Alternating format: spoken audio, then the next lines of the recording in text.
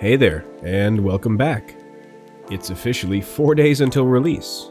So without further ado, here's Chapter 3 of Heretic, to whet your appetite a little more. Enjoy! Chapter 3.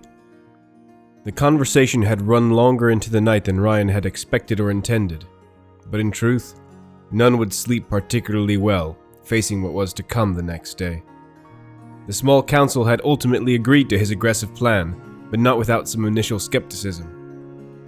In the end, though, they didn't have many other options, and precious little time to waste.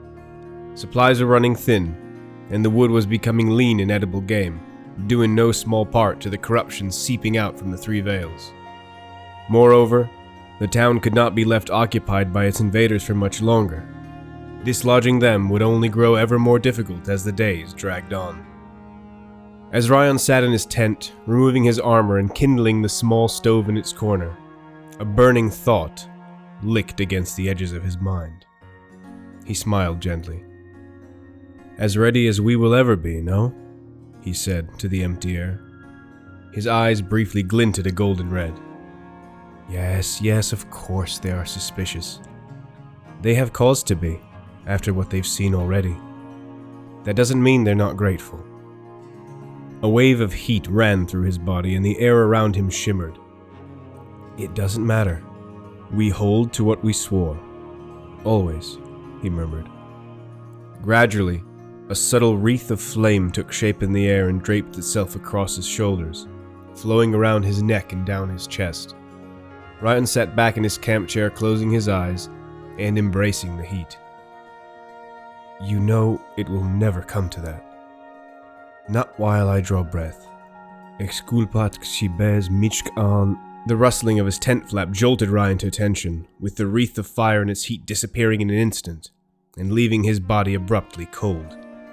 He looked up to see Bryn with one foot already through the tent's opening, his expression quizzical and gaze jumping rapidly about.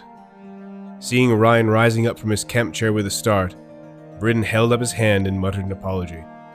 "I'm sorry. I could have sworn I heard... Never mind." He glanced at the meager camp stove burning quietly in the corner and shook his head. "All in order here?"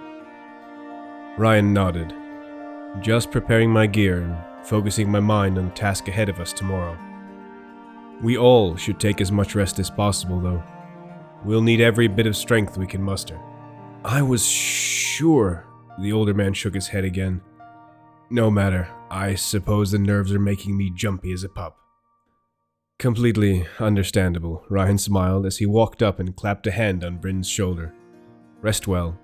I will see you in the morning."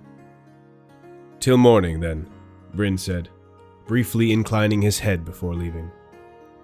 Rion stood quietly a moment to be certain Bryn had left, and finally let out a relieved sigh. Shaking his head, he briskly strode over to the tent flaps and began to rather emphatically and properly tie them down for the night.